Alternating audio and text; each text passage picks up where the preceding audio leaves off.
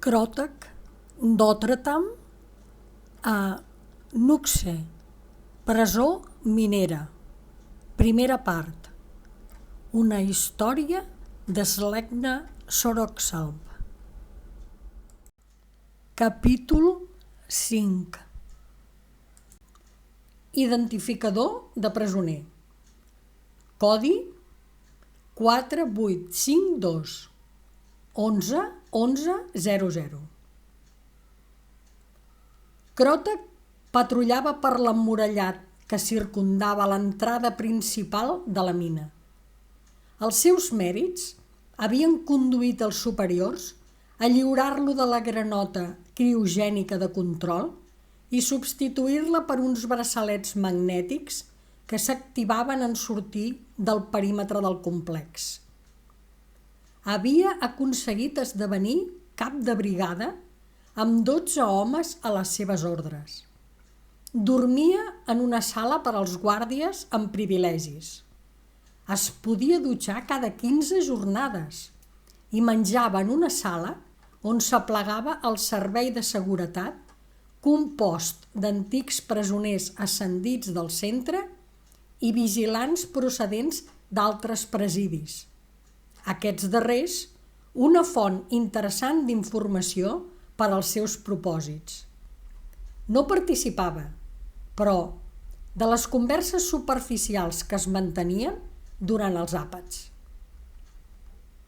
Ell parlava poc, per no dir gens, i la resta sabien fins on podien arribar amb les seves bromes sobre la devoció que Tidsey li demostrava i la tolerància de Krotag als afalacs de l'homenet, la pell del qual havia arribat a una tonalitat quasi marronosa amb tints rosats i era no poc motiu de comentaris i burles entre presoners i guàrdies. Això sí, cap d'ells no gosava posar-li les mans al damunt. La història del socarrat s'havia transmès com el fum empès pel vent i tothom sabia a què s'enfrontava si li feia cap mal. Era el primer que comentaven els nous per conservar la mà d'obra. A punt de complir 2 cicles d'estada a Nuxe, el superior de torn va cridar Krotag a la seva presència. La resistència demostrada en l'estada en aquell centre, que posava a prova la fortalesa de qualsevol home, la disciplina en l'acompliment de les normes internes, la capacitat per gestionar grups de vigilants i l'habilitat per imposar-se havien recolzat la decisió dels superiors d'enviar-lo a la planta número 1, al complex més gran de Nuxe, en les mines del qual hi treballaven més de 2.000 reclusos. El cap li va dir que estava segur que allà podria fer una bona feina i les condicions de vida eren força millors que en aquell indret miserable del qual ell mateix pensava deslliurar-se en completar el torn de servei. Quan Krotag li va demanar d'emportar-se Tidsey, el superior va dubtar, però després li va comentar que miraria d'arranjar-ho, tot i que un bon ensumador no era fàcil de trobar, però tractaria de fer un intercanvi per tal que Krotag pogués endur-se'n la seva mascota. La possibilitat d'emportar-se Tidsey va apaivagar la fúria que va sentir en escoltar aquell comentari. Era conscient que no es podia deixar endur per la ràbia i actuar com un ximple, sobretot quan tenia a tocar una oportunitat de canvi com aquella que d'alguna manera l'apropava un xic més a la llibertat. La quantitat de naus i el tràfic de persones en un complex com el que l'havien destinat li oferia més possibilitat de fugida que un racó de món com aquell. La notícia va trasbalsar Tidsey que els dies següents a la notificació va experimentar alguns canvis notables en el coll i les mans, la pell dels quals va esdevenir completament carmesina, alhora que les petites orelles se li van tenyir d'un blanc rosat. Interrogat per Cròtec sobre aquelles alteracions, Ticei les va justificar com a resultat de no rebre llum del sol des de feia molts cicles i també pel neguit del trasllat que activava una pigmentació exacerbada en el seu cos. Ell no advertia cap símptoma de decandiment o malaltia i es limitava a confiar en el seu amic. 15 jornades després de la notificació, Cròtec s'estava al mur de l'entrada quan va veure que s'apropava un transport dels que solien portar captius nous al complex. De forma inusual, va coincidir amb la sortida d'un vehicle que s'enduia els morts de la mina, cada setmana un bon nombre. Va ordenar l'obertura de portes i el vehicle va accedir al recinte. Els presoners anaven en fila, emmanillats els uns amb els altres, i va rememorar la seva arribada. De cop i volta, un dels presoners es va desmaiar, enduent-se amb ell els més propers, impactant amb el transport funerari que abandonava la instal·lació. Les descàrregues elèctriques es van activar i es van trobar davant d'un bon aldarull. Un grup de guàrdies es van apressar a deslliurar els captius que podien caminar per separar-los dels caiguts i se'ls van endur cap a l'interior. Era gairebé l'hora en què es retiraven els miners i al dormitori estaven a punt de servir el menjar. Va pensar que aquells dissortats que arribaven havien tingut sort i podrien fer un àpat abans de començar a treballar l'endemà. A l'exterior, Cròtec supervisava des d'una posició en alçada tota la maniobra i va veure com un dels homes, malgrat les descàrregues, tractava d'agafar-se al transport que sortia del complex. D'un gran salt, permès per la seva extremitat robòtica, es va plantar davant l'home i d'un cop de puny el va estabornir. Incidents com aquell no eren usuals, però sí repetitius. Era només un parèntesi en la rutina soporífera del complex. Quan les coses s'havien asserenat i tot havia tornat a la posició inicial, amb els seus homes distribuïts en els emplaçaments de guàrdia, Cròtec va veure com el superior se li acostava i li demanava de seguir-lo. Una rotllana que s'havia format al mig de la gran sala dormitori circumdava una primera fila de guàrdies envoltats de la majoria de miners. Un bon nombre de vigilants impedien que les empentes dels curiosos la trenquessin. Cròtec la va travessar acompanyat del superior. Just al mig va observar dos dels presoners acabats d'arribar. Restaven agenollats amb les mans al cap i apuntats per l'arma d'un dels vigilants. Cròtec no va veure les despulles de Ticei fins que va ser a tocar del centre de la plec. El cos del seu amic estava destrossat, els membres desconjuntats i tenia el ventre esgarrapat fins a perforar-lo amb el que semblaven els budells espargits per terra. Podia sentir els comentaris d'alguns dels vigilants i també dels reus. «Quan hem arribat ho hem vist, però...», deien uns. «Han estat aquest parell, nosaltres no hem fet res», justificaven altres. «Tot ha anat molt ràpid», es va excusar un dels vigilants. «No s'ha pogut defensar», lamentava un dels reus més vells. «Són uns porcs», va escopir un dels carcellers. «Pobre home», se sentia de fons. Cròtec va veure com el superior donava l'ordre de recollir el cos desmembrat de Ticei i després feien retirar tots els presoners fins a l'altre extrem de la sala, deixant 2 guàrdies armats al seu costat. Després li va fer un senyal de sentiment. Cròtec es va acostar als homes. Per què l'heu mort? Un d'ells llagrimejava de pànic davant la corpulència de Cròtec i l'esverament que reflectia aquell rostre crostós. L'altre, més fatxenda, va respondre: ens pensàvem que la família Ofti era aquí per distreure'ns. No n'havíem vist mai cap servint en una presó i hem estat un bon grapat de llocs. Cròtec es va tibar com la corda d'un arc a punt de disparar. Els punys tan premuts que es clavava les ungles a la mà que encara era seva.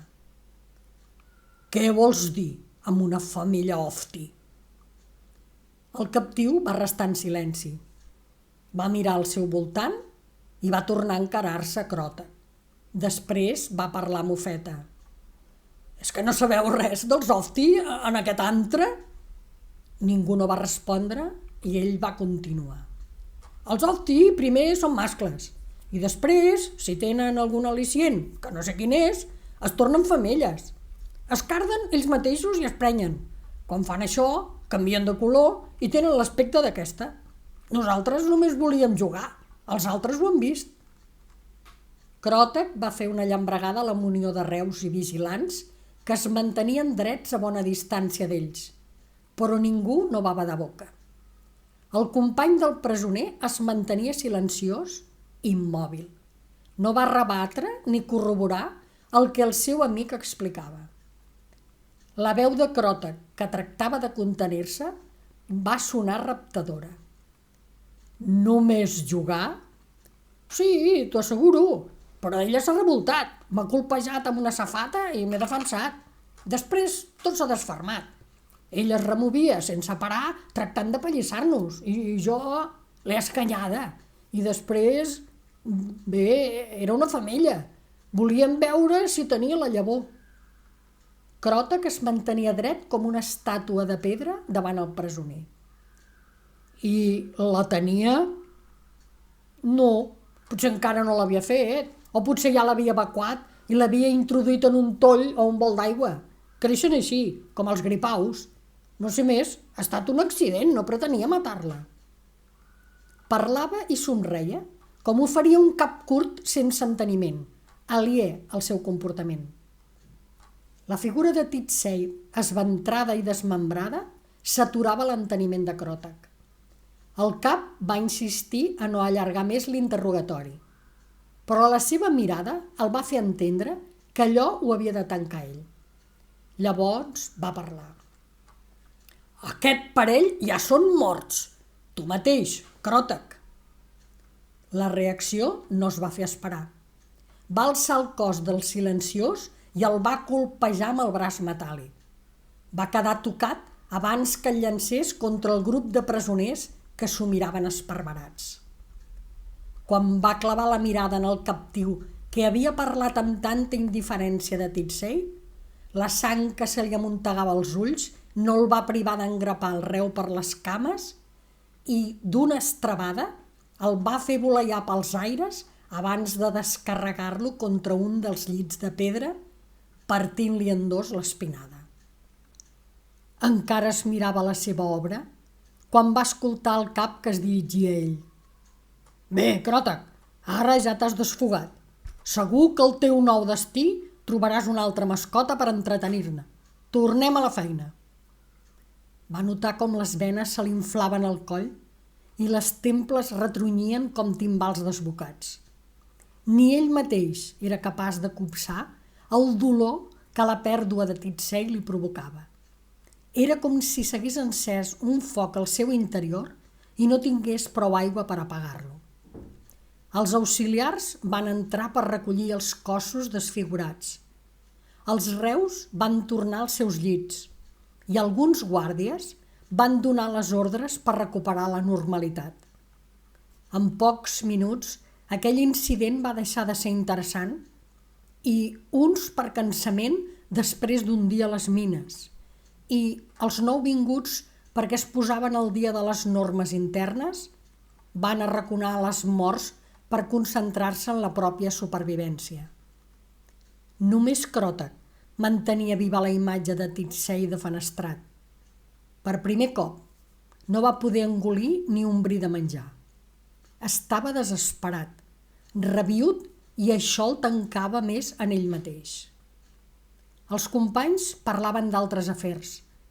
S'explicaven històries viscudes fora del recinte i oblidaven el que havien vist perquè no els importava. Per a ells, Tit-Sei no era res, menys que res. Però abans de retirar-se, Cròtec va escoltar alguns comentaris fent referència a la femella, a la ignorància que regnava al centre sobre els Ofti i el que hauria suposat que sabessin aquell important detall. Llavors, alguns remarcaven l'actitud femenina de Tit-Sei, la seva deferència cap a Cròtec i, fins i tot des del catre, va escoltar com algun company bromejava sobre la seva paternitat diferida en el cas que Tit-Sei hagués covat un plançó. Estirat al jaç, tractava de recuperar la fesomia del seu amic, resistint-se encara a acceptar que esdevingués una femella, amb la qual hauria compartit el llit. Si era veritat el que l'agressor li havia dit, feia gairebé mig segle que Tit-Sei havia transmutat la seva naturalesa per esdevenir una dona de la seva espècie, cosa que encara li costava de creure, sobretot pel perill que això comportava per a Tit-Sei. S'adonava que dins seu es removien sensacions mai viscudes que el farien més que qualsevol càstig.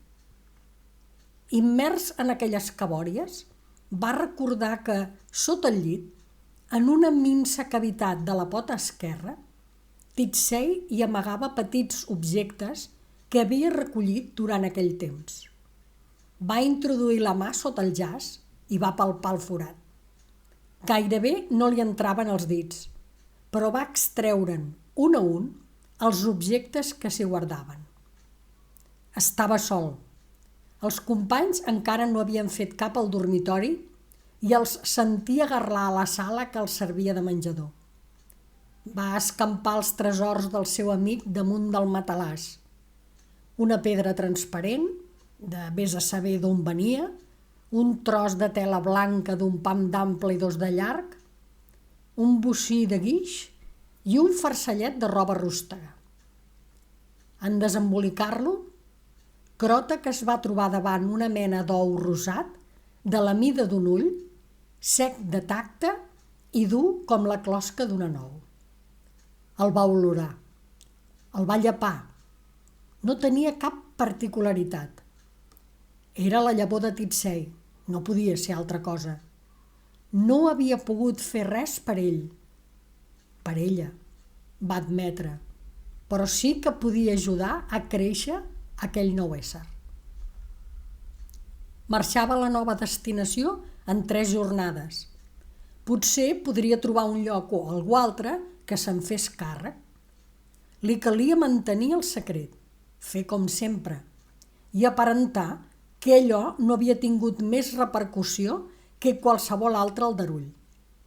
Però suportar les rialles amagades de companys i presoners el faria de debò. Heu escoltat el capítol 5 de la primera part de Nuxe, presó minera, protagonitzada per Cròtec d'Òtretam. Un relat d'Slēgna Soroxalp.